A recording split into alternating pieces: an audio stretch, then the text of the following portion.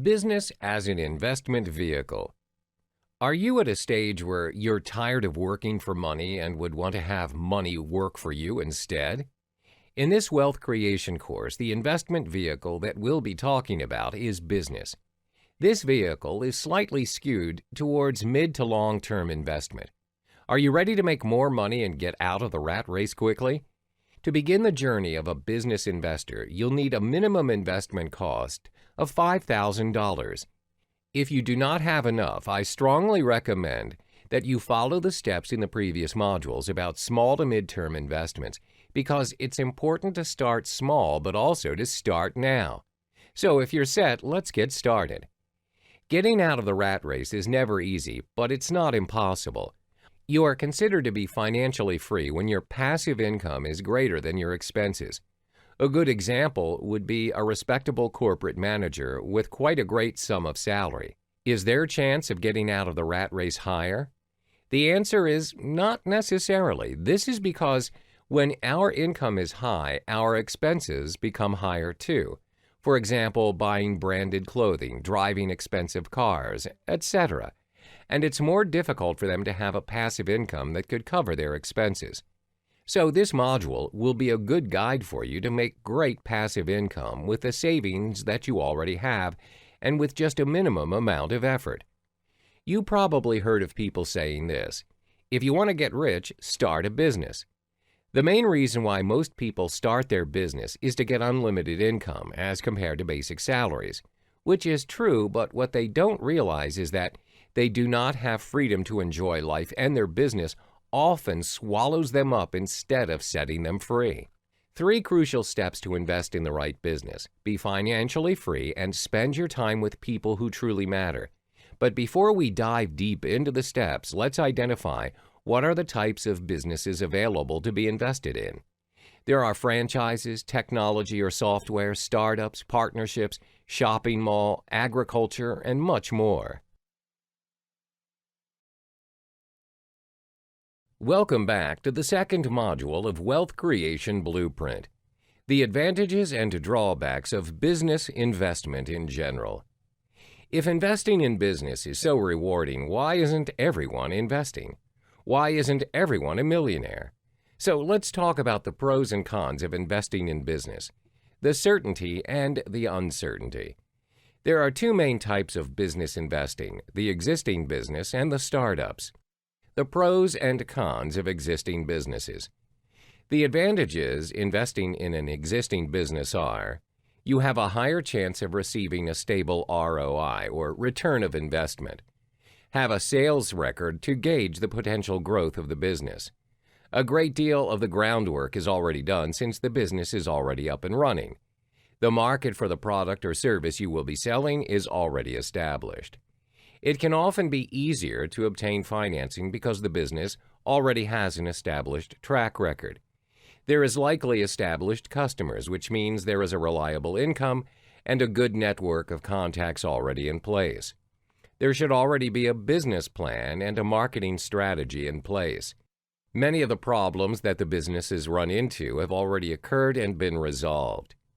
The disadvantages in investing in an existing business are: no control of the company's operation and direction. Generally, a large amount of cash is necessary to make the actual investment. You will need a budget for an accountant, attorney, and other fees. You may have to renegotiate or honor any contracts that are already in place with the current owner. Next, let's talk about the pros and cons of startup business investment. The pros of startup business investment are: you can detach yourself from the market trends by diversifying. This is important if a startup has potential helping you to make more money in the long run, it is still a successful investment. The chance of potential growth for a startup is higher. The cons of startup business investment are: startup businesses run at a higher risk of getting no return as compared to established businesses. This is because they don't have concrete branding and do not have a good network of contacts. This leads to less or zero return in the beginning. Lack of resources or capital to work on their businesses. That's probably the main reason why they need investors like you to invest in them. In the next chapter, we'll discuss the pros and cons of different business investment in detail. Are you ready to make more money and get out of the rat race? See you in the next module. Welcome back to the third module on business investment of Wealth Creation Blueprint. Before you invest your money into a business, you'll need to know the pros and cons of the business that you want to invest in. The pros and cons of business investment in specific. The pros of investing in a franchise business. Training and professional guidance are provided. You just need to hire staff to manage it for you. The business is automated and has step-by-step guidelines. Financing is available. You will have a clear picture of your cash flow. Remember, positive cash flow is what you're looking for. Access to other franchisees for help and ideas. The cons of investing in a franchise business. Operational boundaries will always be there, be it geographical, financing, vendors, and so on. Limited industry, so choices may not be available in specific geographical areas. You must pay a royalty fee. The pros of investing in a technology business. Lucrative than other businesses. The cons of investing in a technology business. High risk, it requires a large sum of capital. This is because the cost of technology's hardware and software is fairly high, so ROI for short-term is expected to be low. In the upcoming chapters, we'll discuss the 5 steps to invest in business. Welcome, and in this course, we discover that the first step to change is awareness. In the previous module, we talked about the potential benefits and the risks of investing in a business. So now, let's go to step 1 of investing in a business. Step 1, Part 1, identify and research the kind of business or field of your interest. Choose a business you're interested in and also have confidence in doing.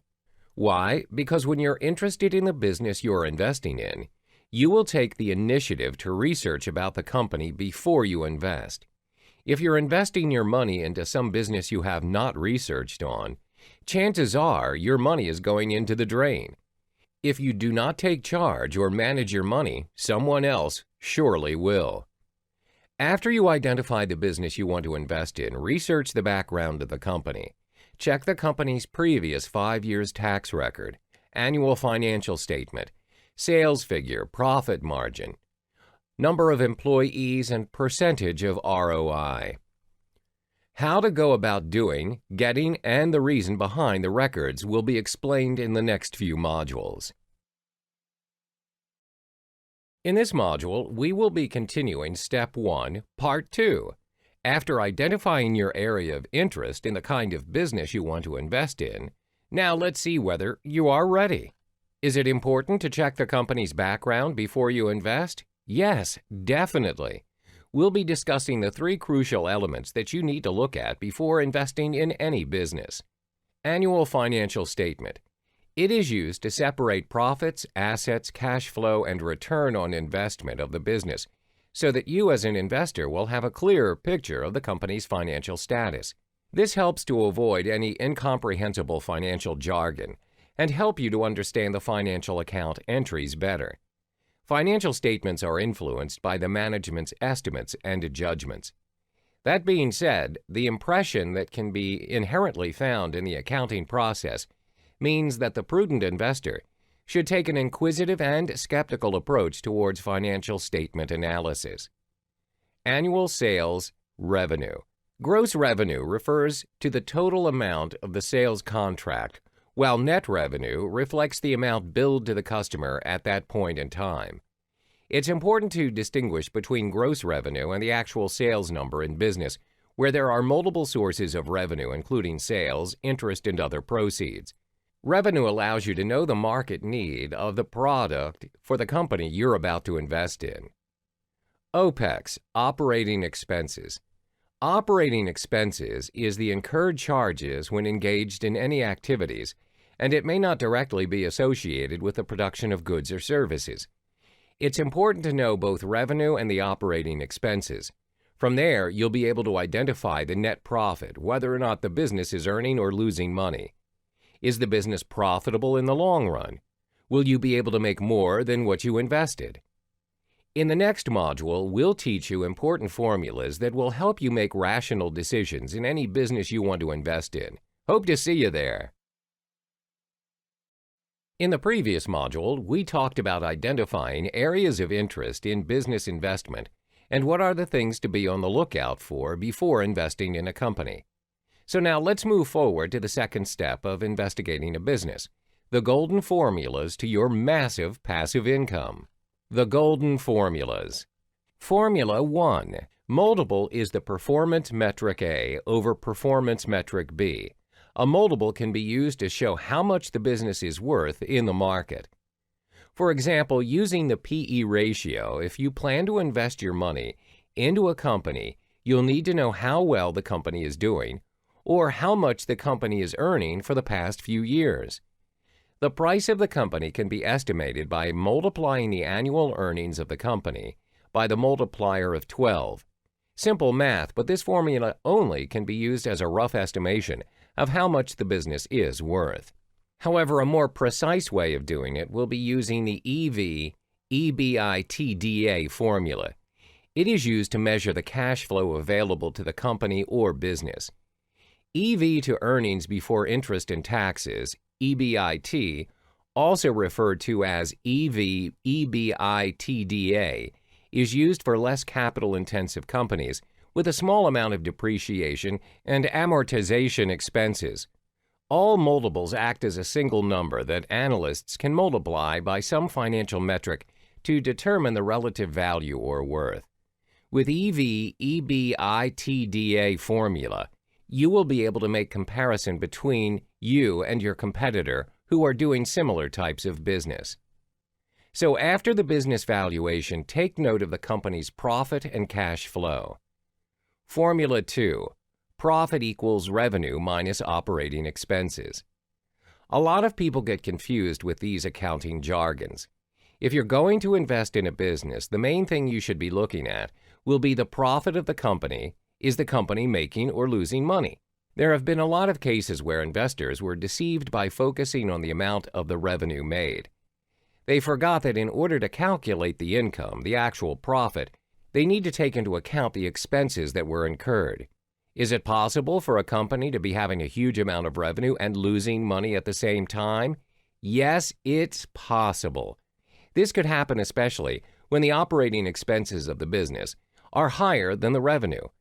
For instance, the revenue of the business you're about to invest in is $100 million, but the operating expenses are $150 million, so the profit is negative. Is the business profitable? Absolutely not. The business is not profitable. This is not the kind of business you should be investing your hard-earned money in. Why profit and not revenue? Because profit is the bottom line of the business. If the company's annual sales or revenue are high but the profit is low, this shows that the business is not profitable and no one should invest in a non-profitable business. See you in the next module. In this module, we will be continuing Part 2 of Step 2. Formula 3.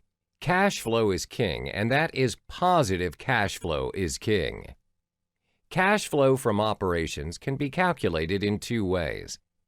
The first one is subtracting the non-cash sales from the sum of the operation income and non-cash expenses, then divide it with the income from the operation.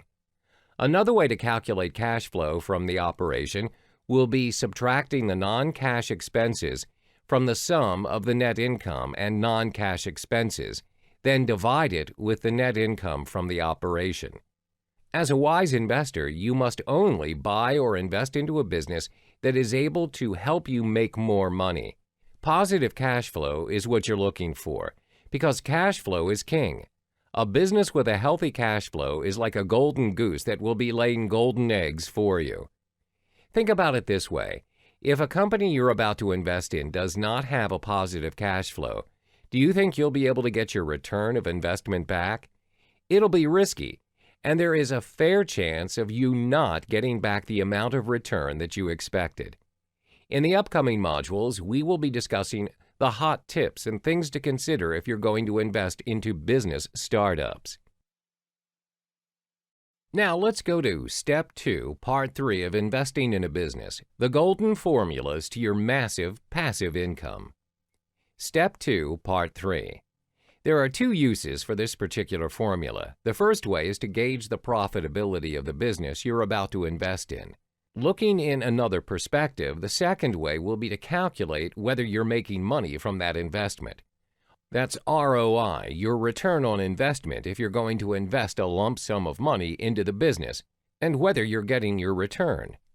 Formula 4, Return of Investment, ROI. Formula for ROI. Scenario 1 for business. Business itself is already an investment. To confirm whether the business you're about to invest in is making money, maintaining a positive cash flow, you'll need to find out the ROI of that particular business for the period of at least 2 to 5 years. How to go about doing it? You have to identify the total revenue and cost of the business. ROI of that business can be calculated by subtracting the total cost for the company to run at an efficient and optimum rate from the total revenue of the year, and then divide it over the total cost you've identified earlier and multiply the amount you got. That's the ROI of the company. The ROI is equivalent to the net income from a business or a project divided by the total money invested in the venture multiplied by 100. By venture, I mean other investors. For example, they spent $100,000 to open a digital publishing company and make a net profit of $15,000 in 1 year. So their annual ROI equals $15,000 divided by $100,000 times 100 equals 15%. When calculating ROI, the investment will include not only what the investor spent out of pocket, but also all the borrowed funds. In the same example, the owner might have invested $60,000 out of pocket and secured a loan for $40,000. You must be wondering why you need to calculate the ROI in two ways. Here's why. It does make a lot of sense to think that you only need to know the ROI of the business, but a winner will further ponder in the event where the company's ROI is high. Definitely, the ROI for the money you invested is high too, but the question is, how high? Scenario 2, for yourself, more commonly known as return of equity, ROE. As an investor, you must know the potential return before investing. Never invest in a business that has ROI lower than 5%. How is the ROI for business different from the ROI for yourself? Well, think about it this way. If the ROI of the business you invested in is 6%, does that mean your ROI is 6% as well? You can calculate ROE by dividing the net income by the equity of the investor and multiplying the result by 100. In this example, the digital publisher's owner has an equity stake of $60,000 in the business. So ROE equals $15,000 divided by $60,000 times 100 equals 25%. This means that for every dollar invested, 25 cents were made. The ROI of 15%, on the other hand, means that for every dollar of combined assets and loans invested, the business yielded a 15 cents average profit. An ROI of 8 to 10% is ideal. This should happen every month at all times.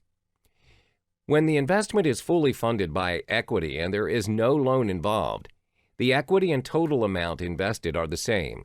In such cases, the ROI and ROE are also identical.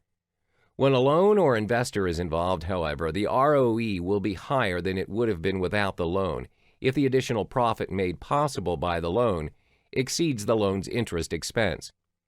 Assume you can invest $60,000 and open a small-scale digital publishing company that will return $12,000 annual profit.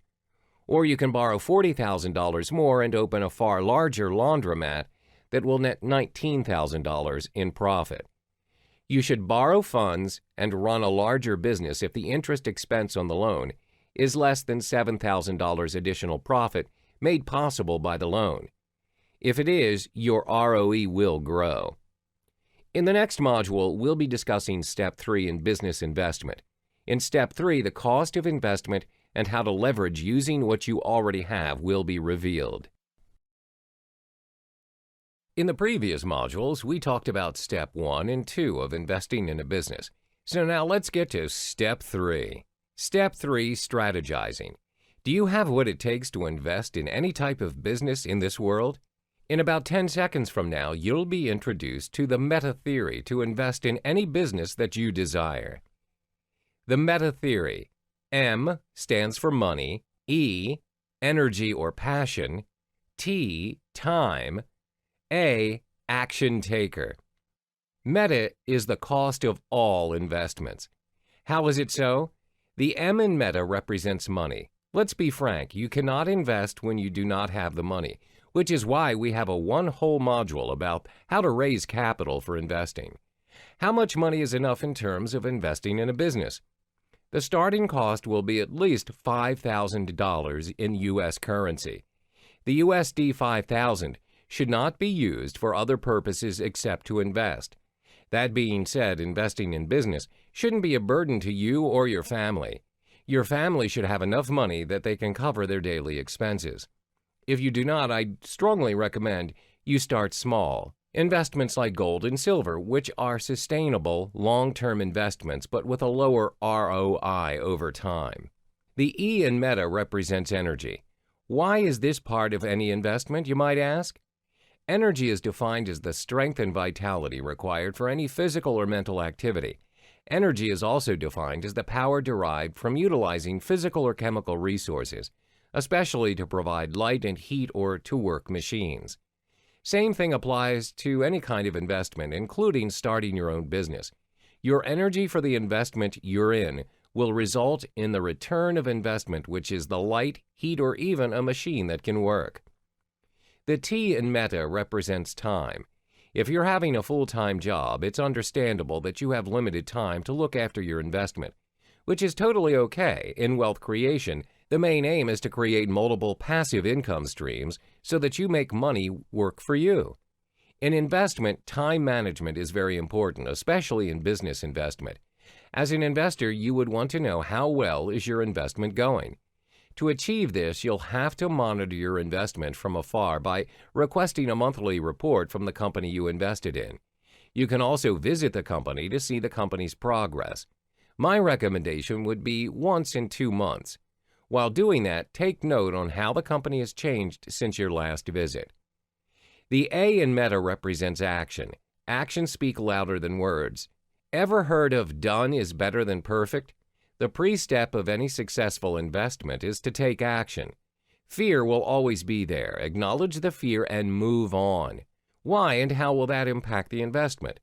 The human brain is designed in a way that when it senses risk or things are not in the equilibrium state, it will self-tune and send signals like voices to tell you not to take the risk, even if the risk is bound to bring positive growth.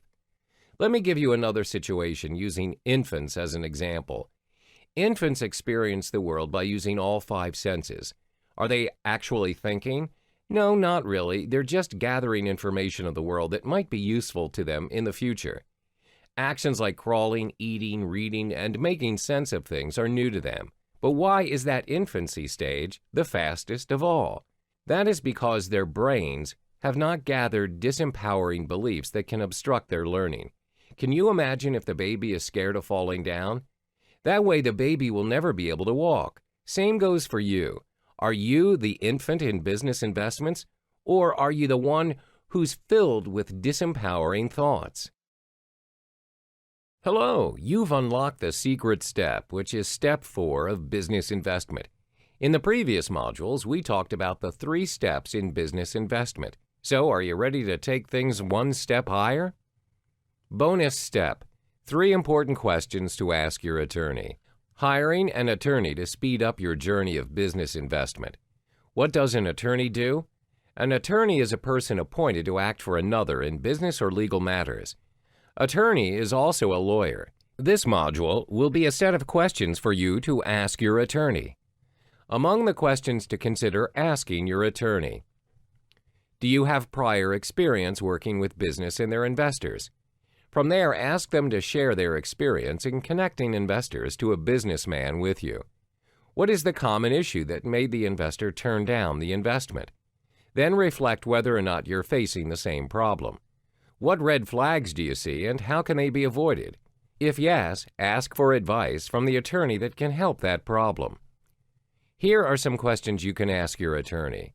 How much personal protection do I have if the company is sued? What if management made decisions or agreed with terms with other parties after you've invested in them? Are you supposed to share the cost of their mistakes? These questions are crucial. In the next module, we'll be talking about the million-dollar question every investor should ask. Hello, welcome back to Part 2 of the Secret Step in Business Investment.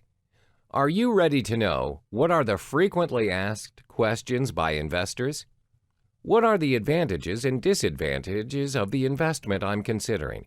How much money could I potentially lose if my investment goes bad? If you have more than enough to invest and just want things to be fast, this is what you can ask your attorney. This can also help you identify the quality of the attorney you're engaging with. Is he or she really the one for you? Is he or she on your side or on the businessman's side? Know the potential risk or failure is also an opportunity for you to make a wise choice and a rational decision. The company that you perceive to be profitable turns out to be less valuable than what you think. Does that say something about you? I hope the questions I've talked about give you a sense of direction to help you when you're investing. In the next module, we'll be talking about killer tips to any successful investment. Business as an investment vehicle. In the previous module, we've talked about the hidden step, which is Step 4, legal way to invest in any businesses. Amazing! Now let me share with you the killer tips for business investment success. Insurance. To secure your investment, check if the company bought any insurance. This is crucial. What if accidents happen to the company you invested in? Will the accident affect your return of investment? You might feel bad for only thinking about the money, the ROI, but it's true. Who will put in money to a company that'll generate not profit but loss? Can the whole situation be avoided in the first place? How? By buying insurance for the business. Do not compromise to things that can bring you down, especially when those things can be easily avoided. Location. Is the business you're investing in online or offline? If it is an offline business, will the location of the company affect the sales of the business? Is it accessible to the local community? If it is possible for you to pay a visit to the company you're going to invest, do it. The office. If you're visiting the office, which I strongly recommend you do, because there will be signs whether the company you're investing in has the potential and is ready for significant growth. In the next module, we'll discuss the 3 main pointers that you should be aware of when you're visiting the office. Welcome back to the Killer Tips to Business Investment Part 2. The very first thing you should be looking at will be the culture of the office. Does the company have a code of honor or somewhat similar mission, vision, goals? A code of honor is a set of rules which are agreed on by everyone in the company, committing to bringing the company forward. Then get to know how the business works and talk to the employees. This can help you predict the management style of the business. Do you agree that unity produces strength? Would you rather invest in a company where the management is making all the decisions and employees with excellent potential are not being appreciated, or a company which values people that are creative at solving problems and having fun while doing it? At the end of the day, it's the results that matter. You might have that kind of thinking, but isn't it better to get the results and have fun at the same time? This way the turnover rate will be reduced and the company does not have to spend time and money to train people all the time. But what if you're unable to verify the data you're supposed to know? Does that say something about the company you're about to invest in as well? If the company doesn't practice and cultivate clarity, do you think that they really know what they're doing? If a sea wanderer does not know how to navigate the sea, do you think they can escape from heavy storms in time? If the company's directions are not being stated clearly, can the company go far? Clarity is power. Make sure you're clear about whatever things you're doing and about to do. Continuing with business as an investment vehicle. Hello there. In the last modules on business investment, we have been discussing the 5 aspects to take note before confirming the investment with the company you're interested in investing in. The first aspect would be the automation of business. Why is this important? I've never seen any successful business without automation. What does it mean when the business doesn't have any automation? The opposite of automation is dependency. Would you invest in a business that is fully reliant on the boss or manager? What if the boss or manager decided to take themselves out from the business? Do you think the business can still run smoothly? The company you're investing in should be up and running without the need to depend on anyone. That being said, only big decisions should be decided by the manager or the boss. The second aspect is a complete list of the company's liability. This is important because the numbers from the business valuation can be adjusted to make it look appealing just to get you on board. With a liability list, you'll be able to know who the company is receivable from and payable to. How is that important to you as an investor?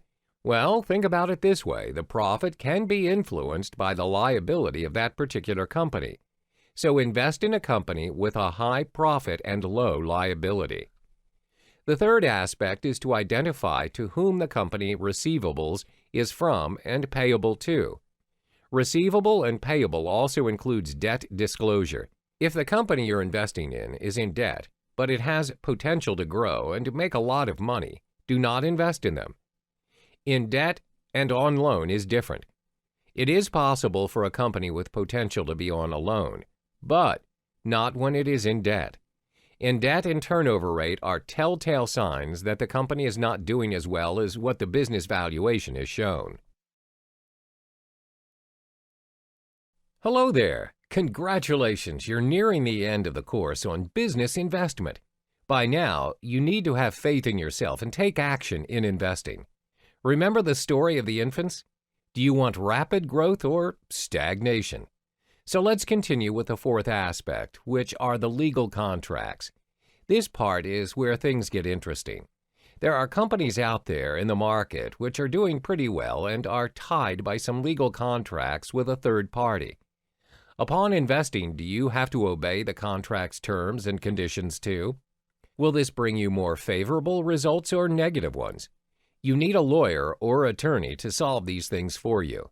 Yes, it might increase the cost of your investment, but it's worth every penny for it because these are the external factors affecting your returns of investment, or ROI.